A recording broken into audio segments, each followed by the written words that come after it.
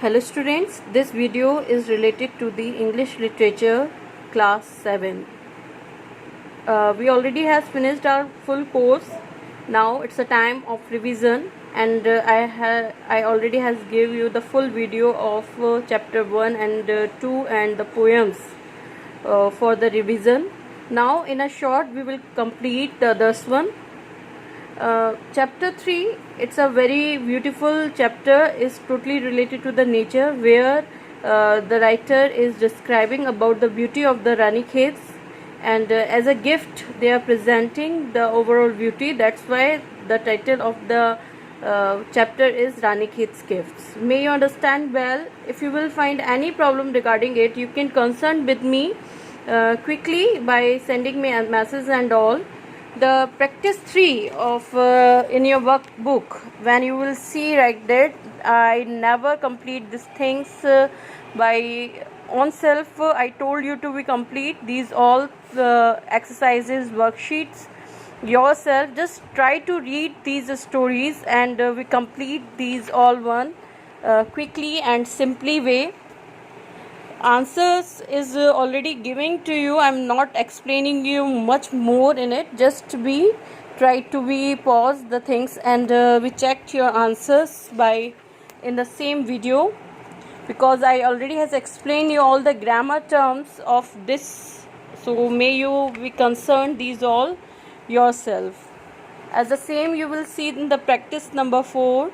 Practice 4 is totally related to the chapter 4, Tipti and Flying Squirrel, where the writer was describing about the squirrel, which is just look like a fox, or can say that working like a fox, working like a bat. It's a nocturnal animal. So the same thing the writer describing about the story. And that's a practice 4. First, may I request you to be complete these all things yourself firstly. Then after, if you will find any problem in it, then you can concern this video for check your answer.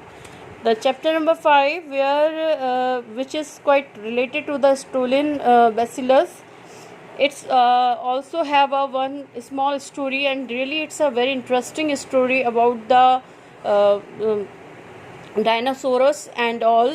So you may concerned about the story and read it out personally, so you can find the answers of these questions easily over here. And the whatever the grammar you are seeing in the workbook, that's also quite have the same types of grammar as you can concerned in the book, and you only need to be use your own mind to solve these all ones. May you understand well. Your test is about to be start, and may you all are doing well for it.